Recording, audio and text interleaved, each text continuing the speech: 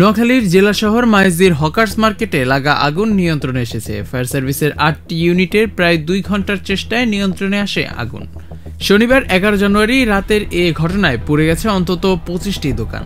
তবে আগুন লাগার কারণ ও এর ক্ষয়ক্ষতির পরিমাণ ফায়ার সার্ভিস জানাতে পারেনি। স্থানীয়রা জানান, নোয়াখালীর মাইজদি হকার্স মার্কেটের পেছনের একটি দোকানে প্রথমে আগুন লাগে। সেখান থেকে মুহূর্তেই তা ছড়িয়ে পড়ে আশপাশের নূপুর মার্কেট, লকি স্টোর, বেলাল ক্রোকারেস, বাটা সহ আরও ২০ থেকে ২৫টি দোকানে।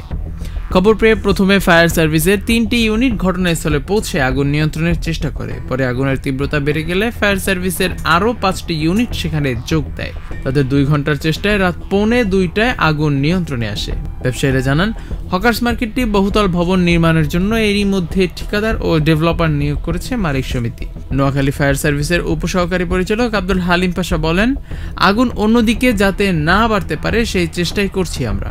পরবর্তীতে আমরা সার্চ করে বের করতে পারবো যে আগুনটা কোথা থেকে লেগেছে। জুবায়ের জারির, heavenTV.press।